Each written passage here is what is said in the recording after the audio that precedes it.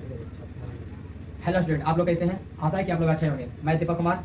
आज हम लोग करने वाले हैं एनसीईआरटी बुक को, है ना। NCERT book class 9 Bihar board के लिए, कौन बोर्ड के लिए है? बिहार बोर्ड के लिए, है ना। और हम लोग कल वीडियो में कर लिए थे 1.1 चैप्टर क्लियर कर लिए थे, और तो आज मेरा है 1.2, है ना। आज 1.2 को हम क्लियर करते हैं, कैसे हम लोग एकदम अच्छे तरीके से समझते हैं, है ना। तो आप लोग वीडियो में बने रहें, और वीडियो अगर अच्छा लगे वीडियो तो, है ना, लाइक सब्सक्राइब जरूर करिएगा। तो चलिए आज हम, है ना, 1.1 एनसीईआरटी बुक 9 मैथ का, है ना, क्वेश्चन करने वाले हैं। तो चलिए करते हैं आज स्टार्ट, है ना। पहला नंबर क्वेश्चन क्या बोल रहा है? नंबर 1, है ना, ध्यान से पढ़ना है इसको। कि नंबर 1 बोल रहा है ना कि प्रश्नावली 1.2 कि नीचे दिए गए कथन सत्य है या असत्य, कारण के साथ आपने उत्तर दीजिए, है ना। अगर सत्य है तो कारण देना है, अगर असत्य भी है तो कारण ही देना है। ठीक, अब आगे देखते हैं कि पहला नंबर क्वेश्चन बोल रहा है कि प्रत्येक अपरिमेय संख्या एवं वास्तविक संख्या होती है ना। कि प्रत्येक अपरिमेय संख्या वास्तविक संख्या होती है या नहीं होती है ना। अगर होती है तो कारण दे, अगर नहीं होती है भी तब पर भी कारण देना, है ना, दोनों देना। तो इसका आंसर में क्या है, हम लिखे हैं इसको, है ना, कि प्रत्येक अपरिमेय संख्या, है ना, वास्तविक संख्या होती है ना। वास्तविक संख्या होती है, किससे होती है ना। तो वास्तविक संख्या 2 प्रकार के होते हैं। वास्तविक संख्या कितने प्रकार के होते हैं? 2 प्रकार के होते हैं। यहाँ देख लीजिए, वास्तविक संख्या कितने प्रकार के होते हैं? 2 प्रकार के। पहला परिमेय संख्या और दूसरा अपरिमेय संख्या। तो इसी के कारण में हो गया कि अपरिमेय संख्या वास्तविक संख्या होते हैं। जैसे सत्य बोल रहा है ना, हो गया तो सत्य, क्योंकि परिमेय संख्या और अपरिमेय संख्या के संग्रह को वास्तविक संख्या कहते हैं। यानी कि परिमेय संख्या और अपरिमेय संख्या को मिलने से, है ना, वास्तविक संख्या बनती है। अब अगला दूसरा नंबर क्वेश्चन बोल रहा है कि संख्या रेखा का प्रत्येक बिंदु रूट m के रूप का होता है ना। होता है या नहीं होता, है ना, यही जवाब देना। यहाँ तक मेरा क्वेश्चन था, है ना, यहाँ तक क्वेश्चन था, होता है या नहीं होता, है ना। तो जहाँ m एक प्राकृतिक संख्या, अगर रूट m, है ना, अगर रूट m के रूप में है तो m प्राकृत संख्या होना चाहिए। क्या होना चाहिए? प्राकृत संख्या होना चाहिए, ठीक है। तो पहला बोल रहा है ना, आंसर क्या होगा? नहीं होता है ना। अगर रूट में है तो प्राकृत संख्या नहीं होती है। अब कैसे नहीं होती है? जैसे हमने अपने ग्राफ में देखे कि एक रेखा है ना, और यहाँ पर मूल बिंदु जीरो रूट में बोला है। कैसे बोला है? रूट में बोला है, तो रूट m बोला है, रूट m यानी कि ये पॉजिटिव, ये होता है क्या चीज? निगेटिव, है ना। पॉजिटिव एक निगेटिव, पॉजिटिव के मतलब धनात्मक, निगेटिव का मतलब ऋणात्मक होता है ना। तो क्या है, कैसे नहीं होता है? देखिए, √1, √2, √3, √4, √5, √6, इसलिए रूट में हम बोलिएगा, है ना। आप बोलिएगा क्या चीज कि हाँ, चलिए बताइए कि रूट m है ना। और आप बोल रहे हैं आइए तो हम प्लस में भी ले सकते हैं, माइनस में तो नहीं, है ना। प्लस में ही लेना, माइनस में नहीं लेना। कैसे नहीं लेना, है ना, कि देखिए यहाँ रूट m है और रूट m दिया है प्लस में, धनात्मक दिया, है ना। तो हम रूट को लिए क्या चीज? प्लस में, धनात्मक में। √1, √2, √3, √4, √5, √6, है ना। अब बोला है क्या चीज, है ना, कि m क्या प्राकृतिक संख्या होना चाहिए। तो अब यहाँ देखना प्राकृतिक संख्या है कि नहीं। तो देखिए यहाँ जब जो बोला है रूट में प्लस में, तो प्लस में कर दिए, जो नहीं बोला है रूट में, है ना, उसको माइनस में रखेंगे। तो देखिए 0, है ना, रूट भी रहेगा, 0 भी रहेगा, रूट में ही रहेगा ना। और तो -1, -2, -3, -4, -5, -6, है ना। अब बोला इसका कारण क्या है? तो इसका कारण क्या है? क्योंकि अनंत ऐसा संख्या है, अनंत इसको बोलते अनंत, है ना, अनंत, क्योंकि अनंत एक ऐसा संख्या है जो रूट m के रूप का नहीं होता है। रूट m का रूप का नहीं होता अनंत संख्या, किसी के में नहीं होता है ना। रूट का तो एकदम नहीं होता है ना। अब आगे बोल रहा है क्या चीज कि प्रत्येक वास्तविक संख्या एक अपरिमेय संख्या होती है। प्रत्येक वास्तविक संख्या एक अपरिमेय संख्या होती है ना। हम लोग का लास्ट टॉपिक है, तीसरा नंबर क्वेश्चन, है ना। तीसरा नंबर क्वेश्चन है कि प्रत्येक वास्तविक संख्या, है ना, प्रत्येक वास्तविक संख्या अपरिमेय संख्या होती है या नहीं होती है ना। तो चलिए देखते हैं कि प्रत्येक वास्तविक संख्या अपरिमेय संख्या नहीं होती है ना। प्रत्येक वास्तविक संख्या अपरिमेय संख्या नहीं होती है। तो देखिए इसको नहीं होती है तो असत होती है ना, असत हो जाएगा। असत के साथ इसका कारण क्या हो जाएगा? तो कारण हो जाएगा क्योंकि वास्तविक संख्या परिमेय और अपरिमेय संख्या होता है ना, दोनों होता है। क्योंकि वास्तविक संख्या अभी बता दिए कि वास्तविक संख्या कितना हो गया? परिमेय संख्या भी हो गया और अपरिमेय संख्या हो गया, ठीक है। तो परिमेय संख्या और अपरिमेय संख्या को मिलकर के ही बना क्या चीज? वास्तविक संख्या। तो ये मेरा फर्स्ट, है ना, ये क्या चाहिए? पहला टॉपिक था, ठीक ना, 3 क्वेश्चन, है ना। अब हम लोग क्या करने वाले हैं? दूसरा टॉपिक में 2 से स्टार्ट करने वाले हैं। तो चलिए हम लोग दूसरा नंबर क्वेश्चन करने वाले हैं। दूसरा टाइप, है ना, दूसरा नंबर क्वेश्चन एक ही है, दूसरा में एक ही है ना। और एक ही के बाद हम लोग चलेंगे तीसरा नंबर पर। चलिए बोल रहा है ना क्वेश्चन, क्या बोल रहा है कि क्वेश्चन इतना, है ना, क्वेश्चन इतना बड़ा दिया है कि क्या सभी धनात्मक पूर्णांकों का वर्गमूल अपरिमेय होते हैं, है ना। कि सभी धनात्मक पूर्णांकों का वर्गमूल अपरिमेय होते हैं। यदि नहीं तो एक ऐसी संख्या के वर्गमूल का उदाहरण दीजिए जो परिमेय होता। अपरिमेय के संख्या को, है ना, उदाहरण नहीं देना है तो कौन संख्या को देना भाई? तो परिमेय संख्या का वर्गमूल का उदाहरण देना है ना। तो देखिए इसमें बोला है, हम यहाँ पर लिखे क्या चीज कि सभी धनात्मक पूर्णांक के वर्गमूल अपरिमेय नहीं होते। कि सभी धनात्मक पूर्णांक के, है ना, सभी धनात्मक पूर्णांक के वर्गमूल अपरिमेय नहीं होते, है ना। जैसे में देखिए धनात्मक में आ गया √4 के वर्गमूल 2, √4 के वर्गमूल कितना हो जाएगा? 2। अच्छा, √9 का वर्गमूल कितना हो जाएगा? 3। √9 का वर्गमूल कितना हो जाएगा?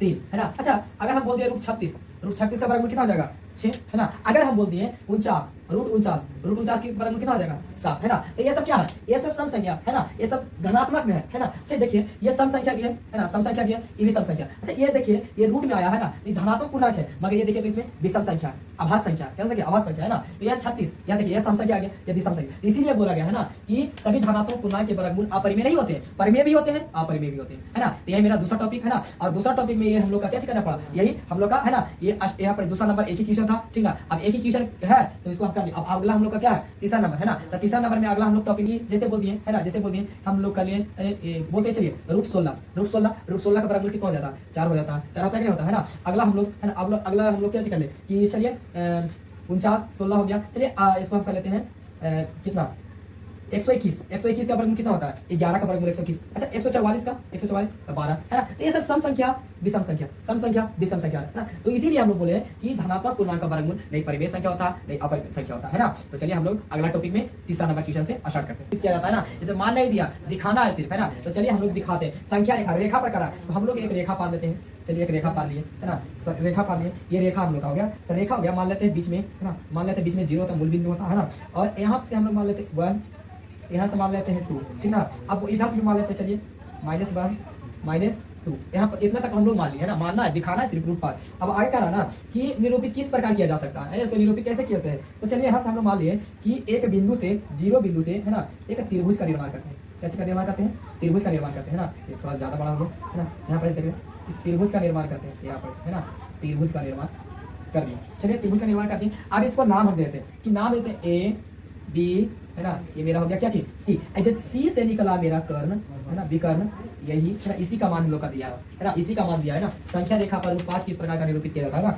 इसी का मान दिया है मेरा। ये अगला हो गया मेरा 3, इसी का मान दिया है रूट 5 है ना। अब यहाँ से बोला है ना कि हम लोग क्या देते हैं कि चलिए कुछ नहीं तो इसको 1 सेंटीमीटर मान लेते हैं। कैसे मान लेते हैं, 1 सेंटीमीटर मान लेते हैं ना। अब 1 सेंटीमीटर मानने के बाद है ना कि ये बोला एक कोण हो गया, एक कोण ये हो गया मेरा, एक कोण ये हो गया है ना। अब बोला है ना कि 0 से लेकर के है ना 1 है ना, 1 से यहाँ पर से लेकर के इतना के बीच की दूरी कितना है, इतना के बीच की दूरी हम सबको निकालना है ना। अब करना ना इसको हमको सोल्व करना कि पाइथागोरस परिमेय, पाइथागोरस परिमेय से है ना, पाइथागोरस परिमेय से। तो आप लोग बताइएगा कि यानी कि त्रिभुज के 3 कोणों का मान 180 डिग्री होता है ना। तो बताइए कि एक कर्ण होता है, एक लंब होता है, एक आधार होता है ना। ये मेरा हो गया कर्ण, मेरा हो गया ये आधार हो गया, ये लंब हो गया, ये हो गया मेरा आधार हो गया है ना। तो हम लोग यहाँ देखते हैं, कैसे देखते हैं कि कर्ण बराबर है ना, कर्ण स्क्वायर बराबर हम लोग का देखिए है ना, इसका मान दिया है, इसका मान नहीं दिया है ना, इसका मान दिया। तो बोल रहा है ना कर्ण बराबर लंब स्क्वायर प्लस आधार स्क्वायर, लंब स्क्वायर प्लस आधार स्क्वायर। तो कर्ण हम सबको निकालना। तो कर्ण क्या है, कहाँ से ए से लेकर के सी तक के कर्ण है। तो ए से सी के होल स्क्वायर बराबर लंब कितना है, लंब हम सबको कितना है, लंब यही कर्ण है मेरा है ना। लंब हो गया, यहाँ पर देखिए हम 1 सेंटीमीटर मारे थे, यहाँ हो गया 1 सेंटीमीटर के होल स्क्वायर प्लस आधार कितना है, आधार मेरा यहाँ देख लीजिए है ना, यहाँ से यहाँ तक की दूरी 0 से 1 2 तक की दूरी हो गया मेरा 2 है ना। यहाँ पर निरूपित करके दिखाना, यहाँ हो गया मेरा 2 सेंटीमीटर का होल स्क्वायर है ना। अब यहाँ पर AC के होल स्क्वायर बराबर 1 सेंटीमीटर का 1 सेंटीमीटर स्क्वायर प्लस 2 का 4 है ना, 4 सेंटीमीटर स्क्वायर। अब आप कहिएगा 4 सेंटीमीटर स्क्वायर कहाँ हो गया है ना, तो 2 का भी स्क्वायर है और सेंटीमीटर का भी स्क्वायर है ना। यहाँ पर AC के होल स्क्वायर बराबर 1 4 और 1 होता है 5 है ना। अब यहाँ सेंटीमीटर यहाँ भी सेंटीमीटर स्क्वायर। अब यहाँ स्क्वायर से यहाँ क्या चढ़ेगा, रूट चढ़ेगा है ना। तो AC बराबर रूट अंडर 5 सेंटीमीटर स्क्वायर। अब कहिएगा है ना कि ये रूट दोनों पर है ना, ये रूट क्या है। तो AC बराबर हो गया रूट 5 है ना, और रूट अंडर है ना सेंटीमीटर का स्क्वायर से रूट क्या हो गया खत्म। तो AC बराबर रूट 5 सेंटीमीटर, यही मेरा निरूपित करके दिखा रहा था ना। तो मेरा हो गया ये आंसर है ना। तो आप लोग कहिएगा कि ए रूट में कैसे ला दिए। तो यहाँ पर हम कहते हैं चूंकि कि x स्क्वायर बराबर हम लोग मानते हैं अगर कि x स्क्वायर बराबर है ना, x स्क्वायर बराबर हम कोई संख्या मानते हैं p है ना। तो ये आता है स्क्वायर में है तो हटेगा। तो x बराबर plus minus root under p के अंदर में चलेगा है ना, रूट अंडर के अंदर में चलेगा, p के अंदर में चलेगा है ना। अब यहाँ पर हम लोग का क्या चीज, ये मेरा तीसरा क्वेश्चन है ना, तीसरा क्वेश्चन था। तो तीसरा क्वेश्चन हम लोग क्या कर लिए है ना, दिखा दिए। यही हम लोग का बोल रहा था, क्या कर रहा था कि दिखाइए कि संख्या रेखा पर रूट 5 को किस प्रकार के निरूपित किया जाता है। तो रूट 5 को निरूपित किया जाता है। तो देखिए हम एक संख्या रेखा, तो संख्या रेखा ले लिए, तो संख्या रेखा ले लिए है ना। अब बोला है ना इसमें मान नहीं दिया, निरूपित करके दिखाना। तो हम मान लिए कि यहाँ पर मूल बिंदु 0 1 2 है ना, फिर -1 -2, ये प्लस धनात्मक में ऋणात्मक में एक बिंदु हम यहाँ से लेकर के एक त्रिभुज का निर्माण किए, तो इसको मान लिए कि 1 सेंटीमीटर है ना, क्या चीज लंब हो गया 1 सेंटीमीटर और आधार मेरा हो गया कितना 2 सेंटीमीटर हो गया ना। तो ये पाइथागोरस परिमेय से कर्ण का मान है हम लोग का दिया है, इसी का मान निकाल। तो कर्ण स्क्वायर लंब स्क्वायर प्लस आधार स्क्वायर, तो एसी स्क्वायर बराबर 1 के सेंटीमीटर प्लस 2 के सेंटीमीटर, तो एसी स्क्वायर बराबर 1 के सेंटीमीटर प्लस ये होल स्क्वायर और 2 का स्क्वायर 4 सेंटीमीटर का होल, तो 4 और 1 में जोड़ेंगे तो 5 सेंटीमीटर होल स्क्वायर। तो एसी ये स्क्वायर में है ना, यहाँ देखिए पहले इससे यहाँ देखिए पहले ये x स्क्वायर में था, तो यहाँ p है ना, x स्क्वायर का मान p है, तो ये स्क्वायर हटा तो प्लस माइनस रूट में चल गया p है ना।